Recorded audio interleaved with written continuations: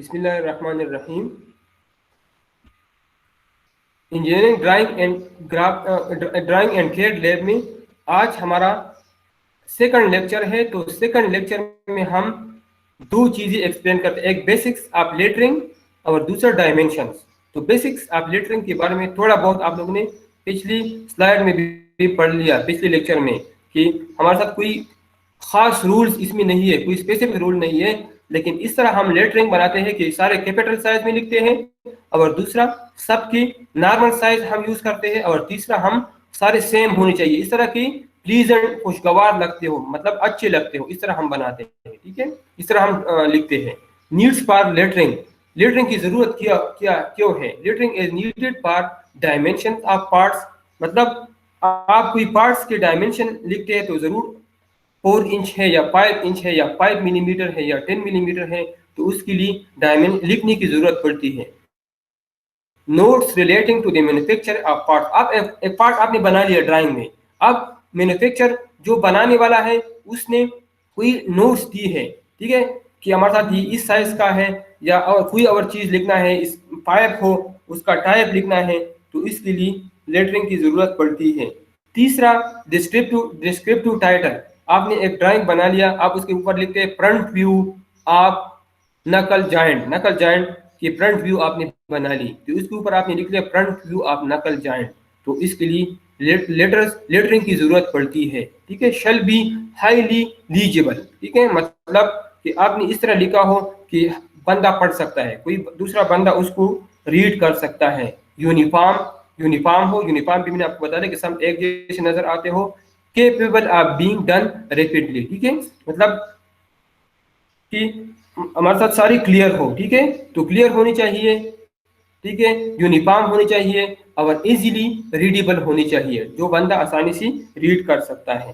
तो इस स्लाइड में दो बातें हैं, पहले 2-3 लेक्चर बिल्कुल सिंपल है, बाद में हम लेकिन आप लोगों ने सीखना है।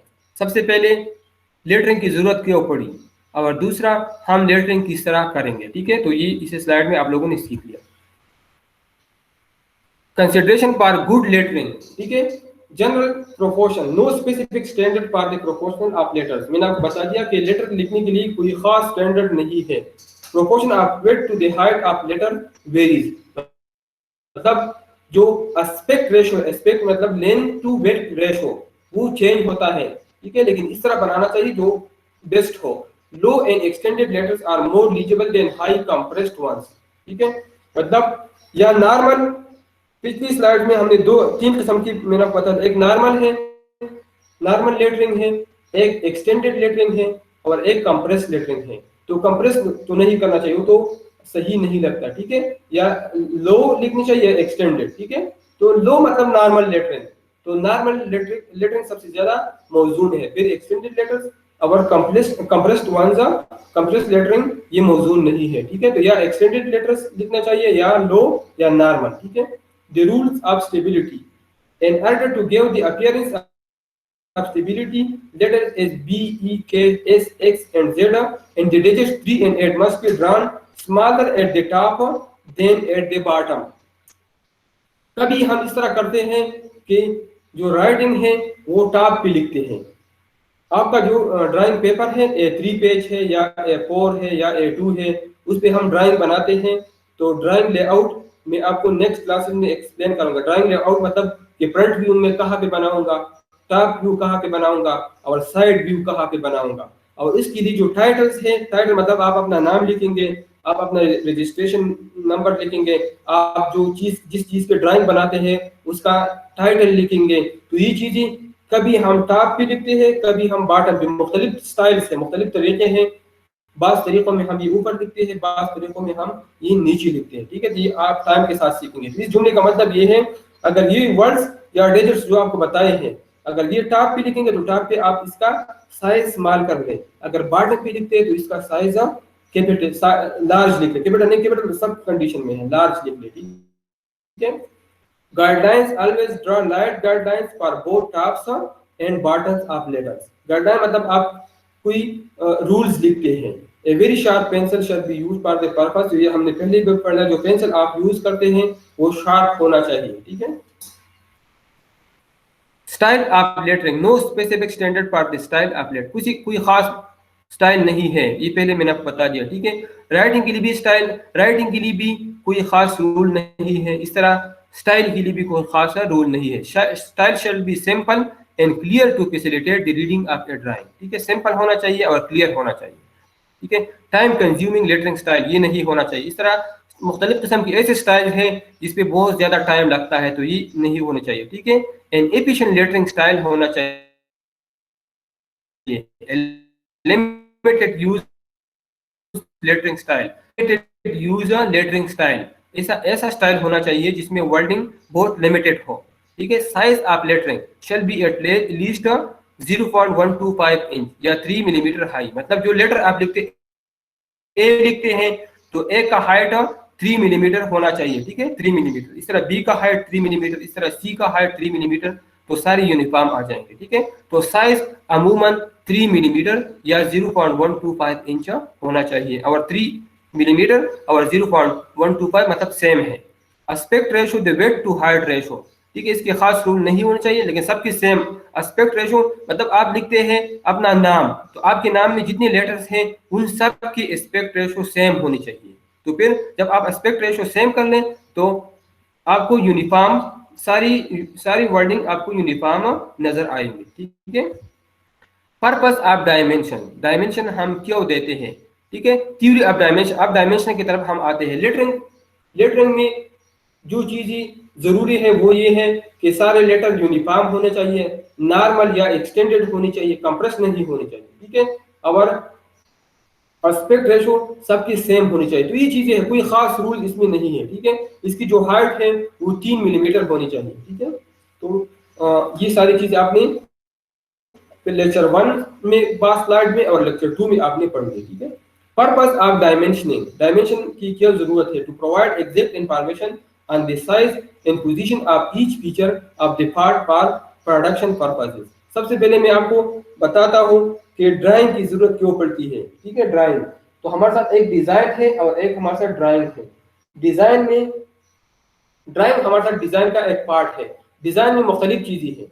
एक चीज ये है, आप एक बीम बनाते हैं, एक बीम बनाते हैं तो सबसे पहले उसके लिए डिजाइन करेंगे। तो डिजाइन में आप एक उसके लिए लोड डिफाइन करेंगे कि ये बीम कितना लोड बर्दाश्त करेगा, तो आप वो चीजें इसके डिफाइन करेंगे। दूसरा, आप इसके ड्राइंग बनाएंगे, उस बीम का ड्राइंग बनाएंगे। तो ड्राइंग में मुख्तलिफ कंडीशन है, वो हम डिफाइन करेंगे। हम उसके फ्रंट व्यू बनाते हैं, हम उसके टॉप व्यू बनाते हैं, हम साइड व्यू बनाते हैं, और बास कंडीशन में हम इसकी सेक्शनल व्यू या इंटरनल व्यू बनाते हैं, ठीक है।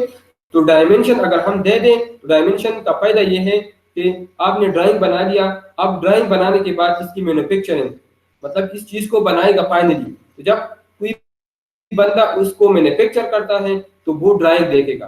तो ड्राइंग में अगर डायमेंशन हो, अगर ड्राइंग में डायमेंशन हो तो फिर चीज बनाना आसान है, डायमेंशन ना हो तो फिर कंप्लीट इंफॉर्मेशन नहीं है, ठीक है। तो डायमेंशन, पर्पस ऑफ डायमेंशन का मतलब ये है, आपका ड्राइंग, आपके ड्राइंग को कोई बंदा अमली शक्ल देता है, उसको बनाता है, तो उसके लिए डायमेंशन जरूरी है, डायमेंशन के बगैर नहीं होता, ठीक है। तो डायमेंशन हमारे साथ दो किस्म के हैं, एक साइज डायमेंशन और एक पोजीशन डायमेंशन। तो साइज मतलब, साइज का मतलब ये है कि आपके साथ एक रॉड है और उसकी लेंथ आप देते हैं, तो इस किस्म के डायमेंशन को हम साइज डायमेंशन कहते हैं। और पोजीशन डायमेंशन का मतलब ये है कि दो रॉड है और दोनों रॉड के दरमियान 3 मिलीमीटर डिस्टेंस है, तो ये 3 मिलीमीटर जब हम देते हैं तो उधर कोई साइज नहीं होता, मतलब एक रॉड और दूसरे रॉड के दरमियान 3 मिलीमीटर डिस्टेंस है। तो जब वो 3 मिलीमीटर डिस्टेंस हम शो करते हैं तो उस किस्म के डायमेंशन को हम पोजीशन डायमेंशन कहते हैं, ठीक है। साइज, साइज का मतलब किसी चीज का लेंथ हम शो करते हैं, किसी चीज का वेट हम शो करते हैं, किसी चीज के थिकनेस हम शो करते हैं, या उसका डायमीटर या उसका रेडियस हम शो करते हैं, तो इस किस्म के डायमेंशन को हम साइज डायमेंशन कहते हैं। पोजीशन मतलब कि किसी दो ऑब्जेक्ट के दरमियान डिस्टेंस हम शो करते हैं, तो इसको हम पोजीशन डायमेंशन से शो करते हैं। Dimension can be classified as those for size और पोजीशन। एक हमारे साथ साइज डायमेंशन है और एक हमारे साथ पोजीशन डायमेंशन है। Each feature shall be dimension and position only once. Dimension मतलब आपके साथ एक रेक्टेंगल है, रेक्टेंगल का लेंथ आपने दे दिया कि 10 मिलीमीटर है, एक साइड पे आपने 10 मिलीमीटर लिख दिया, तो दूसरी साइड की भी लेंथ है लेकिन उधर 10 मिलीमीटर लिखने की जरूरत नहीं है, मतलब रिपीटिशन की जरूरत नहीं है। रेक्टेंगल के लिए 2 डायमेंशन काफी है। एक आपने लेंथ दे दिया 10 मिलीमीटर, दूसरा आपने उसका वेट दे दिया 5 मिलीमीटर। अब इसके बाद दोबारा लेंथ या वेट देने की जरूरत नहीं है, 2 डायमेंशन काफी है एक रेक्टेंगल को रिप्रेजेंट करने के लिए। तो इसलिए लिखा है each feature shall be dimensions and position only once. Each feature shall be dimension and position where its shape is shown. जहां पे शेप हो तो वहां पे आप एक्सटेंशन लाइन ड्रा करें और फिर डायमेंशन लाइन ड्रा करें। एक्सटेंशन लाइन और डायमेंशन लाइन पिछले लेक्चर में आपने सीख लिया, ठीक है। वहां पे आप डायमेंशन दें। इधर आपको ये 2 ड्राइंग नजर आते हैं। एक ये हमारे साथ फ्रंट व्यू है और ये हमारे साथ साइड व्यू है, ठीक है। ये फ्रंट व्यू और साइड व्यू हम नेक्स्ट स्लाइड में इंशाल्लाह एक्सप्लेन करेंगे, ठीक है। इधर अगर आप लोग देख लें, ये एस चुली का है, ये साइज के लिए है, और ये पी चुली का है, ये पोजीशन के लिए है, ठीक है। तो साइज का मतलब ये है कि यहाँ से यहाँ तक लेंथ हमारे साथ इतना है, वो आप लिखेंगे। पोजीशन का मतलब ये है कि इस पॉइंट और इस पॉइंट के दरमियान इतना डिस्टेंस है, वो आप पोजीशन से शो करेंगे, ठीक है। इस तरह ये भी पोजीशन है। अब इधर आपने डायमेंशन दे दिया तो फिर इधर दोबारा डायमेंशन देने की जरूरत नहीं है, मतलब डायमेंशन को रिपीट ना करें। कभी कभार अगर रिपीटिशन की जरूरत पड़ ले तो उसको पैरेंथेसिस में स्मॉल ब्रैकेट्स में लिख लें। अगर कभी कभार रिपीटिशन की जरूरत हो तो फिर आप उसको स्मॉल ब्रैकेट्स में लिख लें। आमतौर पर रिपीटिशन की जरूरत नहीं है। इधर आपने डायमेंशन दे दिया, इस साइड पे आपने दे दिया कि इसका लेंथ इतना है, ठीक है। तो फिर दोबारा ये यहाँ से लेकर यहाँ तक ये लेंथ दोनों सेम है, तो फिर यहाँ लेंथ देने की जरूरत नहीं है, डायमेंशन देने की जरूरत नहीं है। अब इस सेंटर लाइन और इस सेंटर लाइन के दरमियान इधर पी लिखा है पोजीशन, क्योंकि ये कोई लेंथ नहीं है, पोजीशन है।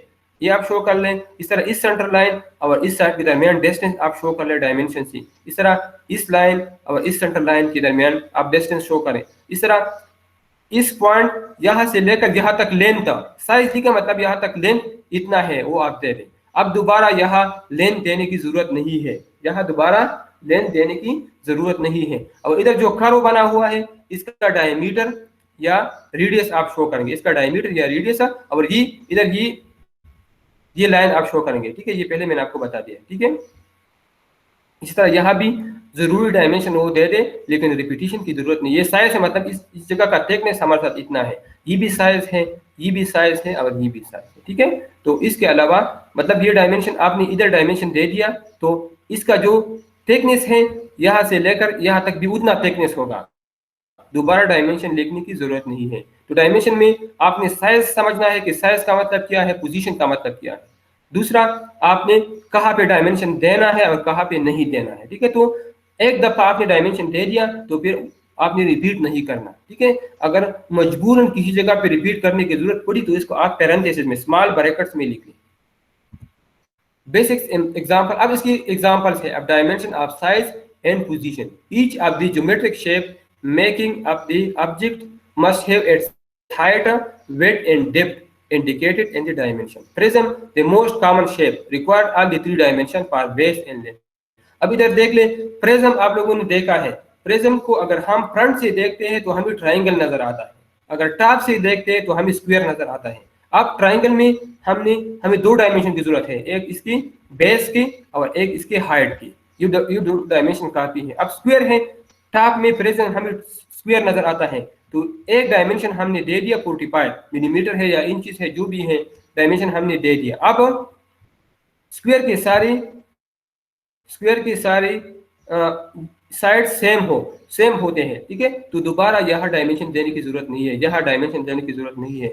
इसका मतलब है कि सारे सेम होंगे। अगर इधर हमने डायमेंशन दे दिया 22 मिल, फर्ज करें 22, इसका मतलब है कि ये साइड और ये साइड बराबर है, इस तरह ये साइड और ये साइड बराबर है, और ये हमारे साथ फिर स्क्वायर नहीं होगा, हमारे साथ रेक्टेंगल होगा, ठीक है। तो स्क्वायर के डायमेंशन सिर्फ एक डायमेंशन काफी है, बाकी डायमेंशन देने की जरूरत नहीं है। रेक्टेंगल में 2 डायमेंशन देना काफी है। इस तरह सिलेंडर है, तो सिलेंडर को अगर हम फ्रंट से देखते हैं तो हमें एक रेक्टेंगल नजर आता है। सिलेंडर को अगर हम फ्रंट से देखते हैं तो हमें एक रेक्टेंगल नजर आता है। अगर टॉप से हम देखते हैं तो 2 स्क्वायर नजर आते हैं। सिलेंडर को 2 सर्कल नजर आते हैं, एक सर्कल ये है और एक सर्कल हमारे साथ ये है, ठीक है। और ये हमारे साथ इसकी हेडन लाइन का मतलब ये है कि अंदर वाला होल है, अंदर वाला सिलेंडर सिलेंडर में जो अंदर वाला जगह है ये वाला, ये हमें नजर नहीं आता फ्रंट से हमें नजर नहीं आता, इसलिए इसको हमने हेडन लाइन से रिप्रेजेंट किया है। और ये इसका सेंटर है तो इसको हमने सेंटर लाइन से रिप्रेजेंट किया है। अब इधर दो डायमेंशन देना काफी है, इसका डायमीटर और ये दो डायमेंशन, ठीक है। ये डाया है, ये लेडर लाइन है, ये लेडर लाइन है, जो पहले डायमेंशन में आपने पढ़ लिया, ठीक है। इसका डाया 20 मिलीमीटर है और ड्रिल है, मतलब इसमें होल है, ड्रिल इसलिए कि इसमें होल है, ठीक है। और इसका लेंथ एक साइड 35 है और दूसरी साइड 40 है। ये डाया, ये बड़ा वाला डाया हमारे साथ कितना है 40, तो इधर लिखा है डाया 40, क्योंकि इस सर्कल का सिलेंडर में इस बाहर वाले सर्कल का डायमीटर हमारे साथ 40 मिलीमीटर है, तो इसलिए इधर लिखा है डाया 40। तो सिलेंडर के लिए 3 डायमेंशन काफी है, स्मॉल सर्कल का डाया, लार्ज सर्कल का डाया और सिलेंडर की हाइट वो हमारे साथ 35 है। तो ये 3 डायमेंशन सिलेंडर के लिए काफी है। इस तरह कोन है, तो कोन हमारे साथ टॉप में, अगर कोन को हम टॉप से देखते हैं तो हमें 2 सर्कल नजर आते हैं, अगर फ्रंट से देखते हैं तो हमारे साथ इस तरह शेप नजर आता है। ये कोन का सेंटर लाइन है, ये कोन का सेंटर लाइन है, तो इधर हमें 3 डायमेंशन की जरूरत है, ठीक है। अब कोन की ये साइड और ये साइड बराबर नहीं है। अब आपने कोन देखा है, कोन का एक साइड हमारे साथ बड़ा होता है और दूसरा साइड हमारे साथ छोटा होता है, ठीक है। तो दोनों डायमेंशन की जरूरत है क्योंकि दोनों में डिफरेंस है। ये अंदर वाला जो सर्कल है उसका डाया 20 है, तो इसलिए इधर लिखा है डाया 20, ठीक है। इस तरह इस नीचे वाला इसका डाया 40 है, तो इसलिए इसको लिखा है डाया 40। और इसका कोन का जो हाइट है, कोन का जो हाइट है वो 30 है, तो इधर हाइट लिखा है। तो कोन में 3 डायमेंशन काफी है, इसका दोनों सर्कल का डाया और इसकी हाइट, ठीक है। इस तरह पायरामिड, तो पायरामिड और कोन में क्या फर्क है? पायरामिड में हमें सर्कल नजर आते हैं, कोन में हमें स्क्वायर। कोन आप देख ले, कोन और पायरामिड तकरीबन सेम है, लेकिन इधर हमें 2 सर्कल नजर आते हैं और इधर हमें स्क्वायर टाइप शेप नजर आता है। कोन और पायरामिड में ये फर्क है, ठीक है। तो इधर हमें इन डायमेंशन देने की जरूरत होते हैं, ठीक है। ये हमारे साथ 20, ये हमारे साथ 20 और ये हमारे साथ 40। फिर दोबारा इधर डायमेंशन देने की जरूरत नहीं क्योंकि दोनों सेम है, इस डायमेंशन की जरूरत नहीं है। और कोन का हाइट अगर ये डिफरेंट हो, डिफरेंट मतलब अगर रेक्टेंगल हो तो फिर इसके डायमेंशन भी हम देंगे। पिरामिड में ये अगर रेक्टेंगुलर हो तो फिर इस डायमेंशन देने की जरूरत नहीं, लेकिन इसी केस में हमारे साथ ये भी हमें स्क्वायर नजर आता है क्योंकि सेम है, और ये भी स्क्वायर नजर आता है। जब दोनों के डायमेंशन सेम हो तो एक डायमेंशन देना काफी है, इस डायमेंशन देने की जरूरत इसी केस में नहीं है, ठीक है। अगर रेक्टेंगुलर हो तो फिर इस तरह इधर भी डायमेंशन देंगे और इधर भी डायमेंशन देंगे। और पिरामिड की हाइट हमारे साथ 40 है तो इधर इसकी हाइट भी है, ठीक है। Require the dimension of base and altitude. First term will require dimension of both base and length. First term का मतलब ये है अगर हम पिरामिड का ऊपर वाला हिस्सा काट दें तो हमें इस तरह नजर आएगा। अगर पिरामिड का ऊपर वाला हिस्सा हम काट दें तो फिर हमें इस तरह नजर आएगा। तो इधर फिर हम इसके हाइट और इसकी इस साइड की लेंथ और इस साइड की लेंथ फिर हम देंगे। 3 डायमेंशन हम उसी कंडीशन में देंगे अगर हम पिरामिड का ऊपर वाला हिस्सा काट दें, ठीक है। तो उसी कंडीशन में हम 3 डायमेंशन देंगे। प्रश्न का मतलब यह है कि पिरामिड का ऊपर वाला हिस्सा हम काट दें, कटिंग लाइन उस पर लगा रहे, कटिंग प्लेन सॉरी, ठीक है। तो उसी कंडीशन में हम इस तरह डायमेंशन देंगे, ठीक है। आप डायमेंशन सीख लें, ये फ्रंट व्यू टॉप व्यू हम किस तरह बनाएंगे, ये क्या है, ये नेक्स्ट क्लासेस में हम डिटेल से इंशाल्लाह डिस्कस करेंगे। उसका टेंशन नहीं लेना, जो चीज़ जो टॉपिक हो वो चीज़ आपने कवर करना है। मतलब हमने मुख्तलिफ किस्म के डायमेंशन, लेटरिंग और मुख्तलिफ किस्म के इंस्ट्रूमेंट ये हमने पढ़ ली, तो ये आपको पता होना चाहिए, ठीक है। ये फ्रंट व्यू टॉप व्यू में साथ साथ बताता हो, लेकिन ये मैं दोबारा एक्सप्लेन करूंगा कि क्या है। इस तरह ऑब्लिक कोन्स एंड पिरामिड, ठीक है। ऑब्लिक, जिस तरह आप ट्राइंगल में 2 किस्म के ट्राइंगल पढ़ते हैं, एक आप पढ़ते हैं राइट एंगल ट्राइंगल और दूसरा आप कहते हैं ऑब्लिक ट्राइंगल। तो राइट एंगल ट्राइंगल वो होता है जिसमें एक एंगल 90 डिग्री हो। ऑब्लिक ट्राइंगल जिसमें कोई भी एंगल 90 डिग्री न हो तो इसको हम ऑब्लिक ट्राइंगल कहते हैं, ठीक है। तो इधर हमारे साथ एक हमने कोन और पिरामिड इधर पढ़ा, जो स्ट्रेट है तो हमारे साथ कोन और पिरामिड ये डायमेंशन पढ़ लिया। लेकिन बात वक्त ऑब्लिक जिसमें कर्व, जिसमें हमारे साथ इंक्लाइन लाइंस आते हैं, जिस तरह ये आपको नजर आता है, ठीक है। ये हमारे साथ पिरामिड है, पिरामिड की 2 व्यूज, ठीक है। और ये हमारे साथ टॉप व्यू और फ्रंट व्यू। और ऐसा ये कोन के ऑब्लिक कोन के टॉप व्यू और फ्रंट व्यू भी है। तो इधर हमारे साथ डायमेंशन थोड़े ज्यादा, इसमें ये इंक्लाइन लाइन है, वो लाइन स्ट्रेट थी, ठीक है। पहला जो पैरामीटर था उसमें ये लाइन हमारे साथ स्ट्रेट थी, तो इधर इस डायमेंशन देने की जरूरत नहीं थी इन दो डायमेंशन की, ठीक है। लेकिन इसी कंडीशन में डायमेंशन ज्यादा हो गई, हम इस वर्टेक्स, ये इसका वर्टेक्स है जो एक पॉइंट तक आया है, ठीक है, ये इसका वर्टेक्स है और ये इसका बेस है। तो वर्टेक्स और बेस के दरमियान, ठीक है, वर्टेक्स और बेस के दरमियान ये डायमेंशन देना चाहिए, और इधर इस साइड भी वर्ट बेस और वर्टेक्स के दरमियान ये डायमेंशन भी देना चाहिए। ये तो पहले भी हम देता था, ठीक है, लेकिन इन दो डायमेंशन की जरूरत आ गई, ठीक है। इस तरह इसी कंडीशन में हम ये वर्टेक्स है और ये सेंटर लाइन है, तो वर्टेक्स और सेंटर लाइन के दरमियान ये डायमेंशन, इस तरह ये डायमेंशन और इसके हाइट, ये सारे डायमेंशन देना जरूरी है, ठीक है। तो अब्लीक कोण और अब्लीक पिरामिड, इस तरह पहला जो कोण और पिरामिड ये है, इन दोनों में फर्क ये है कि कोण और पिरामिड में सारे वो स्ट्रेट होते हैं, ठीक है, और इसमें इंक्लाइन लाइन आ गई। जब इसमें इंक्लाइन लाइन आ गई अब्लीक में, तो फिर डायमेंशन ज्यादा देने पड़ते हैं, ठीक है, इसके बजाय ये कंप्लीट नहीं होता। अगर ये डायमेंशन हम ना दें तो फिर ये इनकम्प्लीट होगा।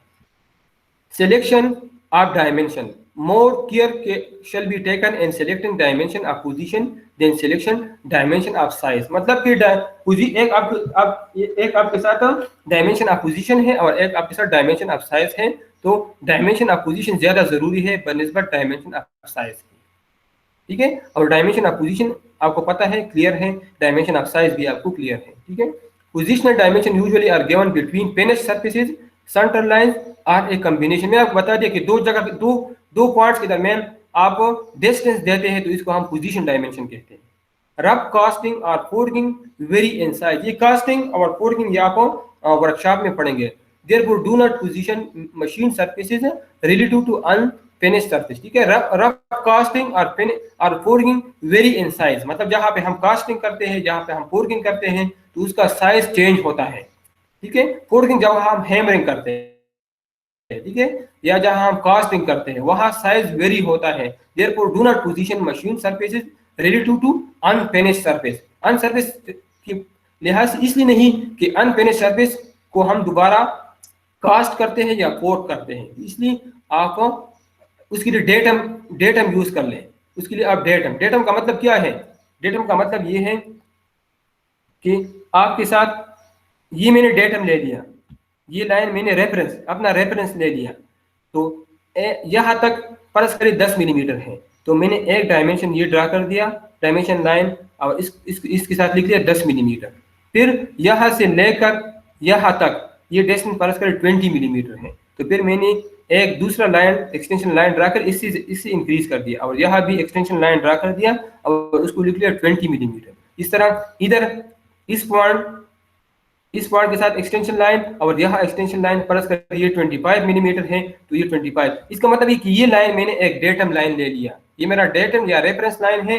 तो इस रेफरेंस लाइन से इस पॉइंट का डायमेंशन कितना है, इस रेफरेंस लाइन से इस पॉइंट का डायमेंशन कितना है, इस रेफरेंस लाइन से इस पॉइंट का डायमेंशन कितना है, और इस रेफरेंस लाइन से इस पॉइंट का डायमेंशन कितना है। तो आप इस तरह डेटम यूज कर ले, ठीक है। इधर लिखा है कि आप फिनिश्ड और अनफिनिश्ड के दरमियान डायमेंशन शो ना करें, क्योंकि इसमें चेंजेस आ सकता है। The position of a point and center by opposite dimension from two center lines or surface is preferable to angular dimension, unless the angular dimension is more critical for construction purposes। ठीक है, एक हमारे साथ offset dimension है और एक हमारे साथ पोजीशन बाय ऑफसेट है, एक हमारे साथ पोजीशन बाय एंगल है। तो इधर अगर आप लोग देख ले, इस लाइन और इस सेंटर लाइन के दरमियान इधर पोजीशन बाय ऑफसेट ज्यादा फेवरेबल है, ज्यादा मौजूद है। अगर इधर हम पोजीशन बाय ऑफसेट ले ले, मतलब कि इस लाइन और इस सेंटर लाइन के दरमियान डिस्टेंस कितना है, ये डायमेंशन हम इसी तरीके से दे दें। और दूसरा हमारे साथ इधर ये इंक्लाइन लाइन है, तो इस इंक्लाइन लाइन और इस लाइन के दरमियान इधर एंगुलर डायमेंशन मतलब पोजीशन बाय एंगल देना चाहिए। इधर एंगल जरूरी है, इधर सिर्फ पोजीशन बाय ऑफसेट देने की जरूरत नहीं है। मतलब जहां पे इंक्लाइन लाइन ना हो तो वहां पोजीशन बाय ऑफसेट ज्यादा मौजूद है, जहां पे इंक्लाइन लाइन हो जिस तरह ये आपको नजर आता है तो वहां पोजीशन बाय एंगल ज्यादा मौजूद है, उधर आप डायमेंशन देंगे एंगल के लिहाज से। मतलब आप एंगल देना इसी कंडीशन में जरूरी है। तो इस जुमले में लिखा है the position of a point और centre position of a point मतलब ये पॉइंट है, इस तरह ये सेंटर है। By offset dimension from to centre line और सरफेसेस, टू सेंटर लाइन या surfaces is preferable to angular, मतलब ज्यादा मौजूद है बनिस्बत एंगुलर डायमेंशन की। लेकिन अगर अनलिस्ट अगर ये कंडीशन ना हो तो फिर हमारे साथ एंगुलर डायमेंशन ज्यादा मौजूद, ठीक है। अगर ऑफसेट पोजीशन बाय ऑफसेट हम दे सकते हैं तो ये ज्यादा बेहतर है। अगर अगर ये नहीं दे सकते, ये पॉसिबल नहीं हो, तो उसी कंडीशन में पोजीशन बाय एंगल ज्यादा मौजूद है, ठीक है। इसका मतलब ये है। The contour principle. One view of a part usually describe the shape of some feature better than other views. ये इसका मतलब क्या है? इस जुमले का मतलब ये है कि जो डायमेंशन हम देते हैं, फ्रंट व्यू है हमारे साथ, टॉप व्यू है और साइड व्यू है। अक्सर औकात में फ्रंट व्यू में हमें ज्यादा चीजें नजर आती है और साइड व्यू में हमें बहुत कम चीजें नजर आती है। अब एक ऑब्जेक्ट है, उसका हम फ्रंट व्यू बना लें, उसका हम टॉप व्यू बना लें और उसका हम साइड व्यू बना दें, तो फ्रंट व्यू हमें ज्यादा फ्रंट व्यू में हमें ज्यादा चीजें नजर आती है, ज्यादा फीचर हमें नजर आती है, तो उधर हम डायमेंशन देते हैं। इस जुमले में लिखा है one view of a part usually describe the shape of some feature better than other view. बात इस तरह फीचर हैं जो हमें फ्रंट व्यू में साफ नजर आते हैं और साइड व्यू में या हेडन होते हैं या हमें साफ नजर नहीं आते, ठीक है। A feature is best dimension in the view showing the shape of the feature, मतलब ज्यादा डायमेंशन हम फ्रंट व्यू या टॉप व्यू में देते हैं, क्योंकि फ्रंट व्यू में या टॉप व्यू में हमें अक्सर फीचर नजर आते हैं, साइड व्यू में हमें बहुत कम फीचर नजर आते हैं। तो ज्यादातर डायमेंशन हम फ्रंट व्यू में देते हैं या टॉप व्यू में देते हैं। डुप्लीकेट और unnecessary dimension shall be avoid. ये मैंने आपको बता दिया कि डायमेंशन 2 दफा नहीं देना चाहिए। ए डुप्लीकेट डायमेंशन में B unnoticed if a drawing is revised, creating confusion, ठीक है। unnecessary dimension can be used only as reference but shall be enclosed within parentheses। ये मैंने आपको बता दिया था कि अगर गैर जरूरी डायमेंशन आप दे दे तो इसके लिए पैरेंथेसिस आप यूज कर ले। Dimension are preferred to be placed outside the view, मतलब व्यू के अंदर। ये इसका एग्जांपल आ जाएगा, ये डायमेंशन है, ये अपनी व्यू के बाहर दी है, तो इधर नहीं देना। इस तरह नहीं कि आप इस पॉइंट, इस लाइन और इस लाइन के दरमियान डायमेंशन इधर शो करें, मतलब आउटसाइड द व्यू शो कर दे, इनसाइड द व्यू शो ना करें, ठीक है। इधर लिखा है dimension prefer to be placed outside the view. Dimension shall be kept up the cut surfaces of section, ठीक है। जो कट सरफेस है जहां पे हमने कट लगाया है तो उसी जगह पे आप डायमेंशन दे दें। Always place a longer dimension line outside A shorter one two avoid crossing dimension line with the extension line of other dimension. इसका मतलब ये है कि आपने इधर डायमेंशन दे दिए इधर, ठीक है, इस तरह इधर आप इधर दूसरा डायमेंशन देना है तो इस एक्सटेंशन लाइन को एक्सटेंड कर लें और इसको भी एक्सटेंड कर लें और फिर इधर डायमेंशन दे दें। इसके साथ कंफ्यूज ना करें, इस तरह ना करें कि आप इसको इतना ड्रा कर लें और इसको इतना ड्रा कर लें और ये 80 मिलीमीटर आप इधर दे दें, फिर कंफ्यूजन होगा। आपने एक दफा एक्सटेंशन लाइन दे दिया और इधर भी डायमेंशन दे दिया, अब एक तीसरे डायमेंशन की जरूरत है तो इस लाइन को आप एक्सटेंड करें, इस लाइन को आप यहाँ से एक्सटेंड करें ताकि इसके साथ कंफ्यूज ना हो जाए और इधर आप 80 मिलीमीटर या जो भी हो वो आप लिख लें, ठीक है। इस तरह ये डायमेंशन आपने दे दिया तो और इस डायमेंशन की जरूरत है तो फिर आप इस लाइन को एक्सटेंड करें, इस लाइन को आप एक्सटेंड करें और इधर डायमेंशन दे दें ताकि इसके साथ कंफ्यूज ना हो, ठीक है। इस तरह इस केस में भी हमारे साथ ये है कि सारे डायमेंशन देने, ये हमारे साथ काउंटर प्रिंसिपल है, कंटूर प्रिंसिपल है। Dimension clear using a datum. Datum मैंने आपको बता दिया, एक रेफरेंस आपने देना है। इस स्लाइड में आपको नजर आता है ये लाइन हमारे साथ डेटम है।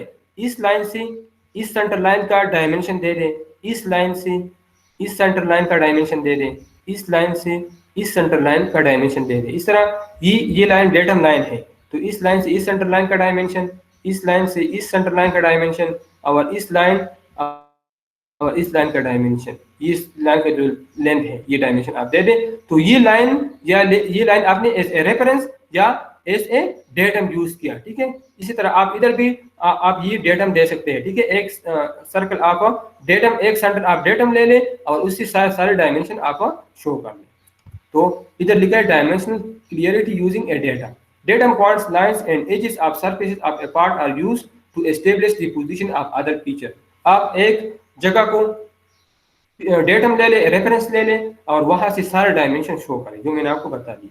Where position are specified by dimension from a datum, different feature are always positioned from this datum and not with respect to one another. One another मतलब कि आप सारी पिक्चर यहाँ से शो करें। इस तरह वन एंड क्लियर से मतलब इस सेंटर लाइन और इस सेंटर के दरम्यान ये शो ना करे, बल्कि यहाँ से यहाँ तक, फिर यहाँ से यहाँ तक, और फिर यहाँ से यहाँ तक ये शो करे। ठीक है। A feature selected as a datum must be clearly identified as readily recognizable, मतलब जो जगह आप datum लेते हैं वो identified होगा. It must be accessible during manufacture. A datum surface on a physical part must be more accurate than the allowable variation on other dimension acquisition. अगर आप मतलब अगर आप datum ले लें तो ये ज्यादा बेहतर होगा बनिस्बत कि आप रिलेटिव डायमेंशन ले। रिलेटिव मतलब ये है कि आप इस लाइन और इस लाइन के दरमियान ले लें। ठीक है, तो इसकी निस्बत ये बेहतर है कि आप एक डेटम लाइन ले लें और उसी से उसके लिहाज से सारे डायमेंशन आप शो करें। It is necessary to specify the perfection of datum surfaces for flatness, straightness, roundness, etc. ठीक है, ये आपने सही शो करना है। यूज ऑफ स्केल, स्केल आप पढ़ेंगे। स्केल मतलब ये है आप एक ड्राइंग बनाते हैं और उस ड्राइंग की लेंथ इतनी ज्यादा है कि आप वो 3 या 2 पेज पे ड्राइंग नहीं कर सकते, तो उसके लिए आप स्केल लेंगे, उसके लिए आप स्केल यूज करेंगे। स्केल आपने पहले में यूज भी किया है। ठीक है, आप बहुत छोटा ड्राइंग बनाते हैं या बहुत बड़ा ड्राइंग बनाते हैं तो उसके लिए हम स्केल यूज करते हैं। जब साइज बहुत छोटा हो तो स्केल को हम इंक्रीज करते हैं, जब साइज बहुत ज्यादा हो तो स्केल को हम डिक्रीज करते हैं। Part must be drawn to any convenient scale, मौजूद स्केल हम देते हैं। The scale must be indicated in any seen area of the working drawing upon in the title block. Title block पे हम देते हैं कि इसका स्केल कितना है, उधर हम देखें 1:2 या 2:1। कभी हम स्केल इंक्रीज करते हैं, कभी हम स्केल डिक्रीज करते हैं। तो टाइटल ब्लॉक वो जगह होता है जहाँ पे हम लिखते हैं, अपना नाम लिखते हैं, अपना रजिस्ट्रेशन नंबर लिखते हैं, अपना टाइटल लिखते हैं। तो इसके साथ हम एक चीज लिखते हैं स्केल। तो स्केल के साथ हमने मेंशन करना है कि स्केल हमने इंक्रीज किया है या डिक्रीज किया है। अगर इंक्रीज किया है तो कितना इंक्रीज किया है, डबल किया है या 1.5 टाइम इंक्रीज किया है या 3 टाइम इंक्रीज किया है। अगर डिक्रीज किया है तो कितना डिक्रीज किया है, हाफ कर दिया है या 0.25 पे डिक्रीज किया है, तो वो आप उसके साथ मेंशन करेंगे। A sheet of drawing has more than one scale used, then the scale shall be mentioned next to the relevant key. कभी कभार, अक्सर तो हम इस तरह देते हैं कि पूरी ड्राइंग के लिए हम एक स्केल यूज करते हैं। कभी कभार हम एक व्यू में एक स्केल यूज करते हैं, दूसरी व्यू में दूसरा स्केल, मुख्तलिफ जगहों पे हम स्केल चेंज करते हैं, तो वह भी आपने मेंशन करना है। लेकिन अमूमन हम पूरी ड्राइंग के लिए एक स्केल यूज करते हैं। The dimension placed on the part are always actual size dimension। ठीक है, डायमेंशन एक्चुअल होनी चाहिए। डायमेंशंस एंड नोट्स, डायमेंशन के साथ कभी कभार हम नोट्स लिखते हैं। नोट्स आप देख ले, इसके साथ हमने लिखा है, इसके साथ हमने लिखा है एक्सटेंशन लाइन, इसके साथ हमने लिखा एरो हेड, ये 50 के साथ हमने लिखा numerical value.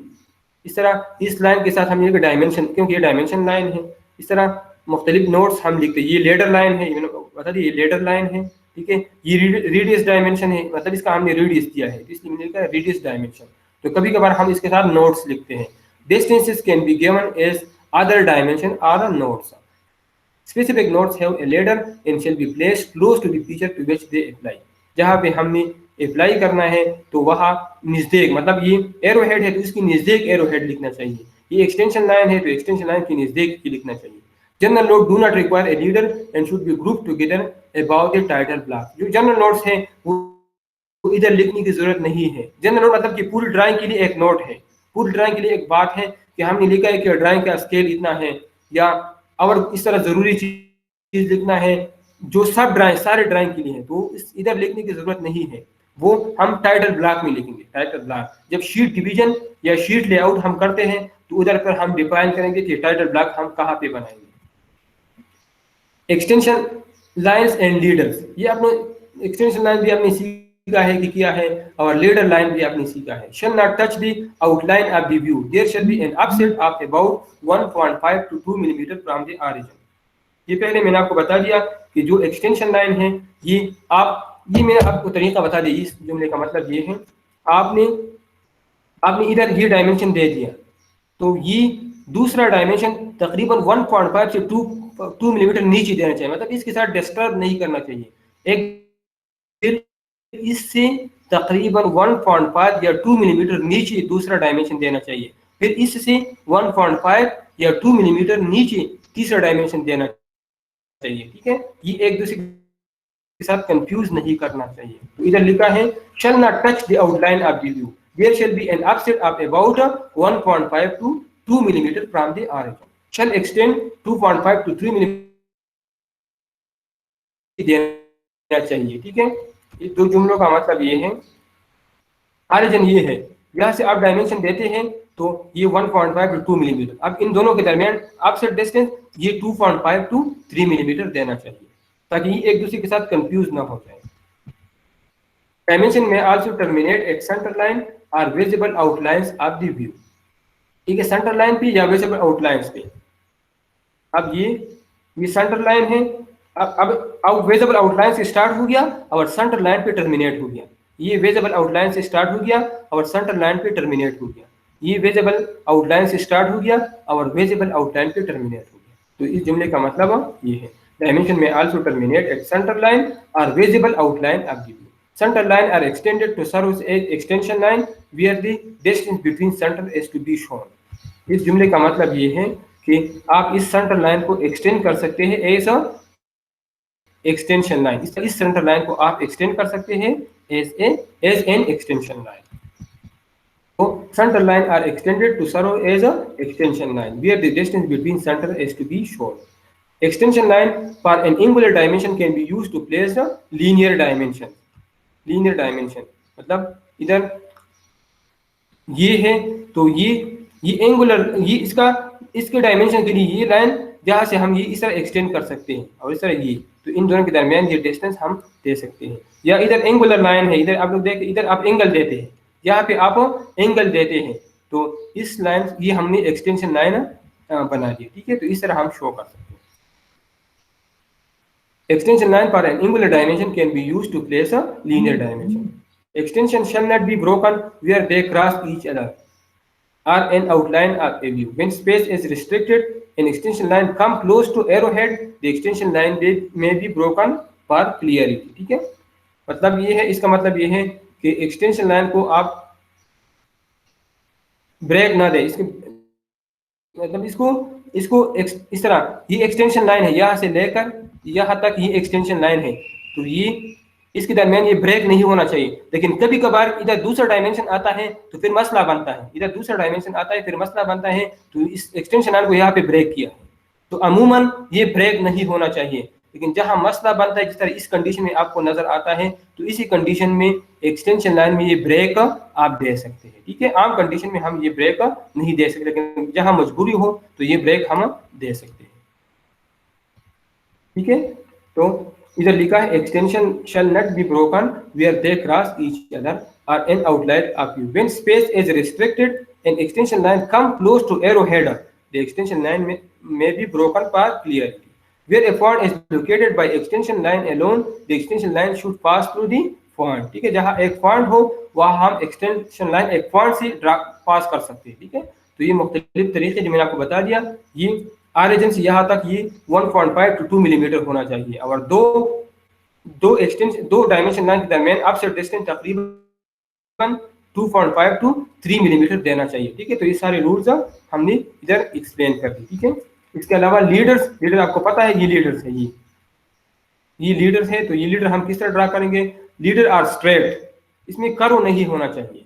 Lines leading from a dimension value are an explanatory notes to the picture on the drawing to which the note applies, ठीक है। Arrow head is used at the pointing in of the leader, ठीक है।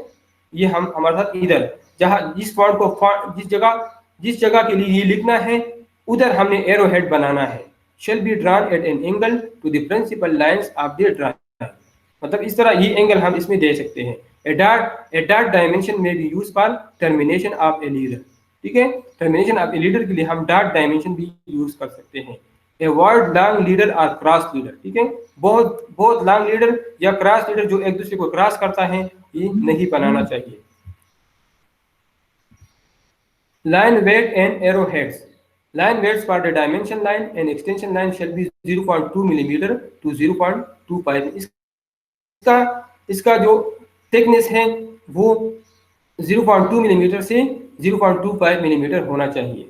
Arrow head shall be darker in appearance than the extension line, मतलब arrow head इस तरह बनाना चाहिए जो क्लियरली नजर आता हो। And dimension line both open 30 degree and closed pale can be use, ठीक है। इसके दरमियान मतलब जो हमारे साथ ये एरो हेड है, ये एरो हेड है, तो इस एरो हेड और इस लाइन के दरमियान ये एंगल 30 डिग्री होनी चाहिए। ये एंगल कितनी होनी चाहिए? 30 डिग्री। और ये एरो हेड दोनों साइड को सेम होनी चाहिए। मतलब यहाँ से स्टार्ट किया, यहाँ पे क्लोज कर दिया, फिर यहाँ से स्टार्ट किया, यहाँ पे ओपन कर दिया, तो ये दोनों सेम पोजीशन पे होनी चाहिए। Arrowhead shall be about 3 millimeter long and shall have a consistent size and appearance throughout the drawing, ठीक है। इसकी लेंथ 3 मिलीमीटर होनी चाहिए और कंसिस्टेंट होनी चाहिए। डायमेंशन टेक्स्ट, डायमेंशन के साथ आप लिखते हैं, ठीक है। तो dimension text shall be about 3 millimetre high. आपके साथ उसके साथ आप उसके साथ लिखे 3 मिलीमीटर या 4 मिलीमीटर, तो इसके साइज 3 मिलीमीटर होने चाहिए। एंड दी बीएसआई एंड ए, ये मुख्तलिफ स्टैंडर्ड है, ठीक है। बीएसआई, एएनएसआई और आईएसओ हमारे साथ मुख्तलिफ स्टैंडर्ड है। बीएसआई हमारे साथ है ब्रिटिश स्टैंडर्ड इंस्टीट्यूशन, एएनएसआई हमारे साथ है अमेरिकन नेशनल स्टैंडर्ड इंस्टीट्यूट, और आईएसओ हमारे साथ है इंटरनेशनल ऑर्गेनाइजेशन फॉर स्टैंडर्डाइजेशन, ठीक है। तो हमारे साथ मुख्तलिफ किस्म के स्टैंडर्ड्स हैं, हर एक की थोड़ा बहुत फर्क होता है। And the BSI and ANSI method the text is placed horizontal between the dimension lines, ठीक है। NSI और BSI में हम टेक्स्ट हॉरिजॉन्टल रखते हैं। इधर आप लोग देख लें, ये ANSI है, ठीक है। तो इसमें ये टेक्स्ट हम हॉरिजॉन्टली पुट करते हैं, ठीक है। इसके साथ, इस लाइन के साथ हम इधर इसके दरमियान में हम डायमेंशन लिखते हैं, इस तरह इसके दरमियान में हॉरिजॉन्टली डायमेंशन लिखते हैं, इस तरह ये इसके दरमियान में हम रखते हैं, ठीक है। In the ISO method, the text is always placed above the dimension line. इधर आप लोग देख लें, इसमें टेक्स्ट हमेशा हॉरिजॉन्टल लाइन के ऊपर होते हैं, इधर हॉरिजॉन्टल लाइन में होते हैं। इधर ISO में टेक्स्ट हमेशा हॉरिजॉन्टल लाइन के ऊपर होते हैं, इधर भी ऊपर, इधर भी ऊपर और इधर भी ऊपर, ठीक है। The text must be aligned to the dimension line if it is written between the extension line. The text must be aligned to the dimension line. Align होनी चाहिए if it is written between the extension line. If however it is written outside, that it shall be horizontal. इस जुमले का मतलब ये है, इधर जो डायमेंशन आप लिखते हैं between the horizontal line, तो ये align होनी चाहिए, ठीक है। अगर above horizontal line तो फिर ये horizontal, इसी कंडीशन में ये horizontal मतलब कि ये straight नजर आते हो, ये straight नजर आते हो, ठीक है। इसका मतलब ये है। In the BSI and NSI methods, if error are placed outside the dimension line shall not be drawn between the extension line, ठीक है। डायमेंशन लाइन एक्सटेंशन लाइन के दरमियान ड्रा नहीं करना चाहिए। BSI और ANSI मेथड जो कि क्लियर है आप लोगों को। And the ISO methods the dimension line shell always be drawn, ठीक है। इधर डायमेंशन लाइन जरूरी है, ड्रा करना जरूरी है। तो हमारे साथ ये ISO मेथड है और ये हमारे साथ ANSI मेथड है, ठीक है। तो ANSI या BSI रूल तकरीबन सेम है। ब्रिटिश स्टैंडर्ड इंस्टीट्यूशन और अमेरिकन नेशनल स्टैंडर्ड इंस्टीट्यूट ये तकरीबन सेम है, और दूसरा है ISO, ठीक है। तो हमारे साथ ये साइड पे ये जो मेथड है ये ISO के लिए है और ये हमारे साथ ANSI के लिए है, ठीक है। तो आज के लेक्चर में हमने लेटरिंग और डायमेंशन ये चीजें हमने कवर कर दी, ठीक है। तो अगर इसी में आपको कोई कंफ्यूजन हो तो आप लोग पूछ सकते हैं। लेक्चर हमारा कंप्लीट हो गया, ठीक है। अगर इसी में आपको कोई कंफ्यूजन हो तो आप मुझसे पूछ सकते हैं। जी बताइए। नहीं सर, क्लियर है। ठीक है, तो